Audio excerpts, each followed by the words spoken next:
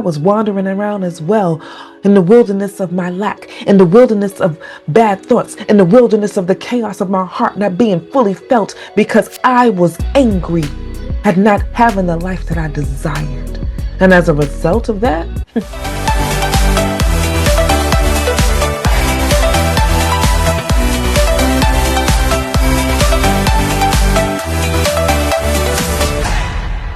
hey now, how is everybody doing? Welcome to Red Alert Diaries with Tanya E.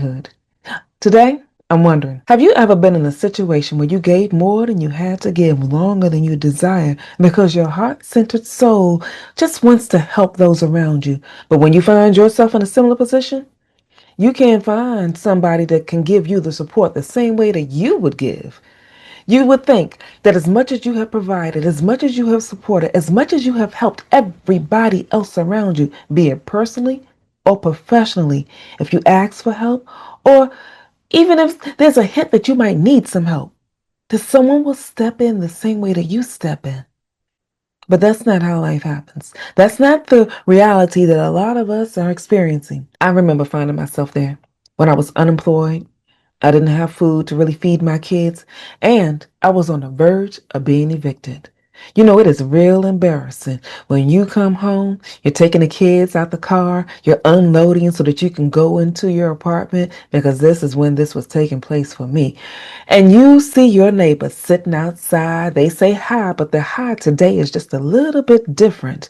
The hi is sort of like, here she comes with them kids. And because you did not realize that this would be the day that that pink notice would be placed on your door, and you're just getting home and everybody around you has already seen it. They're already mindful that it even exists, and you don't have the clue just yet. But their foreknowledge about you being evicted gives them their little narrative that they fill in the gaps. Oh, what's going on with her? Though she had more money than that. How did she put herself in that position? Yeah, I'm glad that I did not have the pink slip on my door, but I remember the walk of shame that I saw others walking through as the neighbors sat outside on the porch with their little commentary. It was when I was on the verge of that position that I made a decision that I didn't want to walk through the what I consider the sideways glances for the walk of shame, because your neighbors know before you know, because that notice has been sitting there all day long. See, the thing that we often forget, and I forgot it too, which is why I want to share this with you today. There's an element of your being that you show up in one arena, be it personal, and another arena, professional. And you're not blending those skills, bringing that insight, or maximizing the use of it. You see, I'm an electrical engineer by discipline, project manager by trade. And at that time in my life, I did not blend the segments of my being, the skill sets that I had professionally, I could apply personally. And we don't often think about that. And I want you to take today to consider, what is it that you do in one area of your life that you can apply in another area? Because you could be a master powerhouse on your job. Your professional environment, like mine, gets the opportunity to see the skill that you bring. Because as a project manager, the multifaceted elements of that position is something that I could have used personally. But I didn't have the wherewithal to blend my skills, to maximize them outside of that arena. So I want to encourage you today to start taking a look at the skill sets that you possess, because they're yours to apply as you desire. So what I did as a project manager, because my actions are multifaceted, I encompass the entire project life cycle, and I know what it takes to get from initiation to closure. In our lives, we don't often take the time to do a full scope review, but you may be doing that in another area of your life. On a regular basis, I broke down the key aspects of a project, and I knew what task it took to organize that project by phases. It was in this moment that I decided, Tanya, if you don't want that pink note on your door, you're going to have to do something different. So I chose to look at my life from initiation to that closure for that goal that I was trying to achieve, to determine what actions I needed to take. And here's the thing about a project. One of the things that you have to have as a project manager is a clear scope of work. If you have a clear scope of work, that gives you the vision of the project. And the vision, here's a thing that we don't often pay attention to about visions. A vision has three components associated with it. You see, there's hindsight. What happened in the past you can use in order for you to get information about what the future project could look like, some of the lessons learned that you have so that you can achieve success. Now, I knew the hindsight because at this point in my world, y'all, at 32 years old, going through that divorce, I knew what I did not want. So that was my hindsight. And another part of my hindsight was looking at how my neighbors behaved when someone else had a pink slip on their door. I didn't want that to be a part of my journey, which leads me to the second component. The next component to a scope of work so that you can have a clear vision is insight. What knowledge do you have now that you need at hand in order for you to take the actions necessary to complete that phase? The insight that I had was, Tanya, you need a job. Because I knew I was working on some things, but I wasn't really getting any traction. And if you find yourself in a position where the career that you have may have transitioned and the skills that you are applying, the regular thing that they say, put your resume in place, reach out to people, do all the various networking, and none of that is giving you the results that you desire, I want to encourage you today to take a look to see, is there something in your personal life that you can apply that hindsight that can give you insight about what you can do today to maximize that moment? Because I decided to take a look at what is it that I would automatically do to move into a better position whenever I needed a strategy that can give me a better solution for this moment. It was there that the third component is foresight. And that's the part that most people think that a scope of work gives.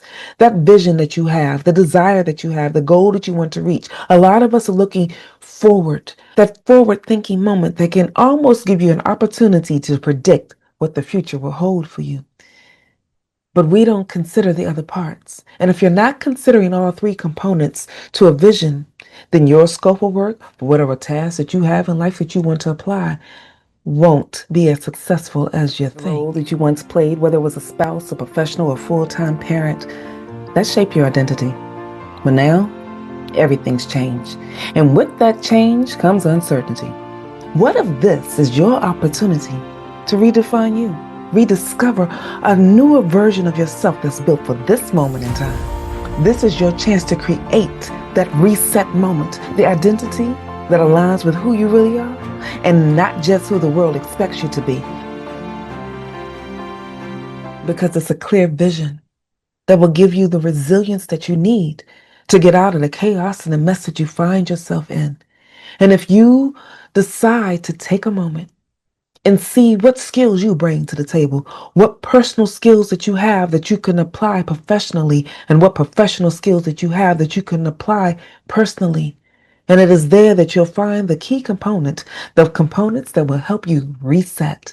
Because for a lot of us, when we find ourselves in the middle of the mess, in the middle of the chaos, especially if you're a heart-centered soul, you take that personally.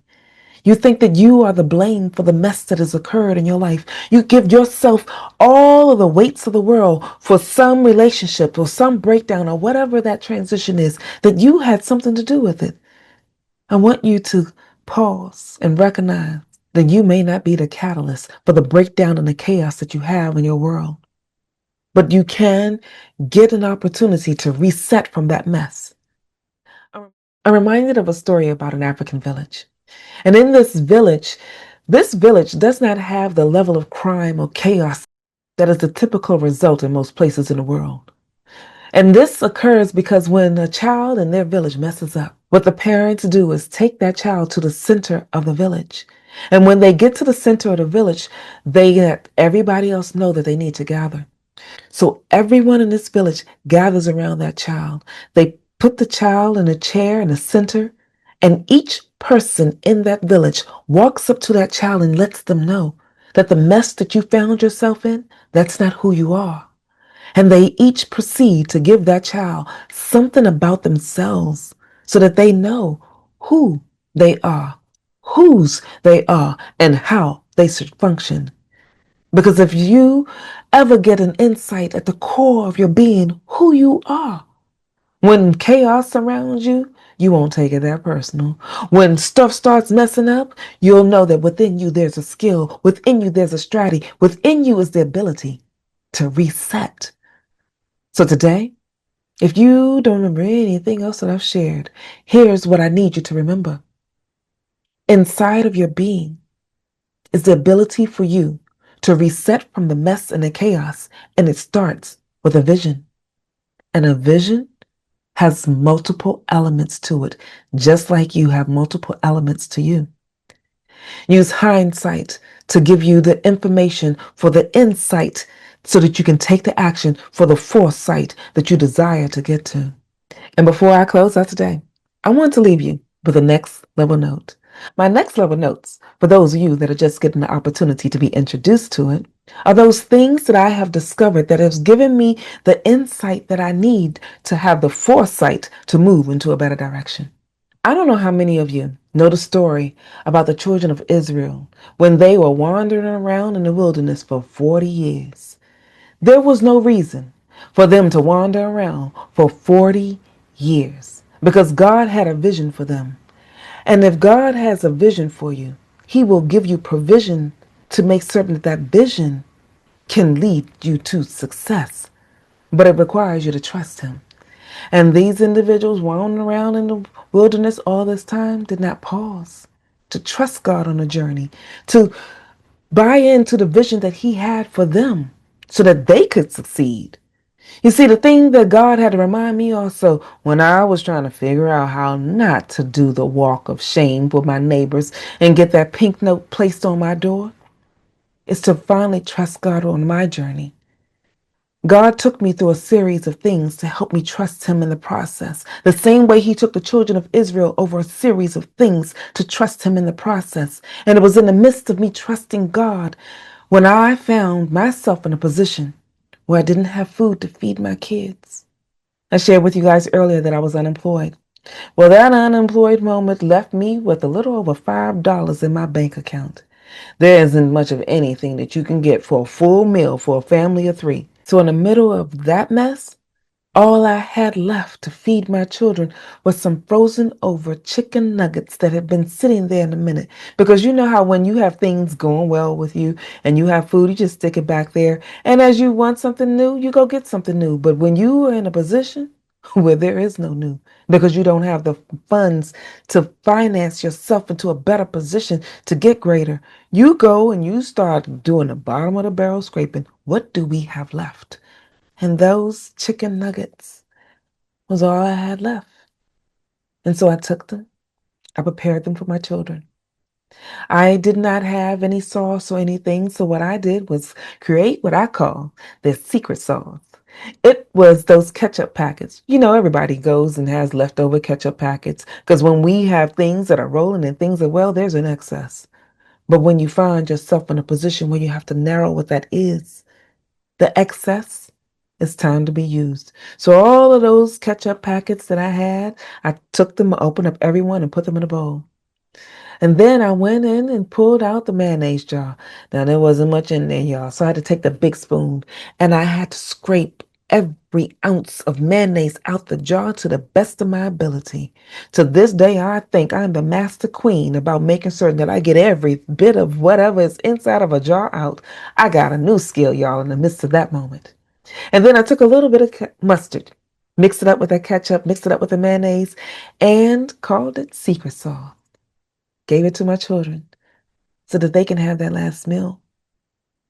Because I had a vision of things being better, but I didn't have the provision to make it work because I didn't let Jesus join me on the journey. The same way those children of Israel were wandering around in the wilderness, I was wandering around as well in the wilderness of my lack, in the wilderness of bad thoughts, in the wilderness of the chaos of my heart not being fully felt because I was angry at not having the life that I desired.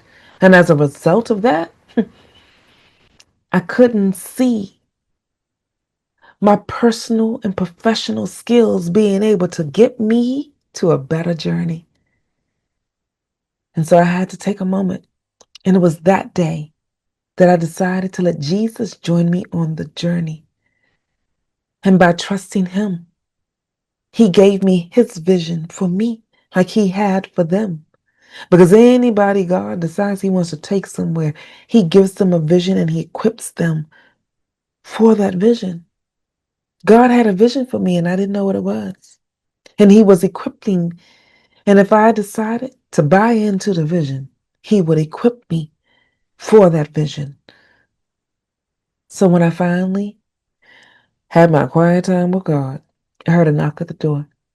I went to the door when my children had finished eating their nuggets, and I was trying to figure out what I was going to do later because there was nothing else in my home to feed my children. But I took a moment to meet God that day. And when I heard a knock at the door, I went, and a girlfriend of mine was standing at the door with bags of groceries in her arms. And I took the groceries, and she said, I know that everybody oftentimes comes to you, and when I had my quiet time with God, He told me to buy these groceries and bring them to you. So I figured you would know who could use them. She didn't know that she was my catalyst for the vision that God had given me, that there would be better, that if I just trusted Him on the journey, things would get better, that if I just trusted Him so that I walk when He said walk, move how He said move. Because here's the thing about walking. Walking is a dependence because you have to rely on the faith that when you lift one leg, you can plant it in the next space so that you can walk. And as I was lifting my one little moment of faith, God brought her to plant the next step so that I can have provision for the vision that things will be better. And I want to encourage you today to know that if you let Jesus join you on the journey, He'll give you insight about the vision to help you reset your life. Use the skill sets that you have, be it personal or professional, so that you can maximize where you're headed and the desires of your heart can then be met. And so for today, if anything that I've shared with you resonates, then it's time to reset. So like, comment, and share this information with others. And if you want someone to join you on the journey, feel free to go to my website, tanyaehood.com.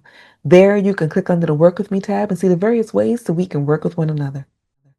In the meantime, this is Tanya E. Hood, walking in my purpose, and I want you to do the same.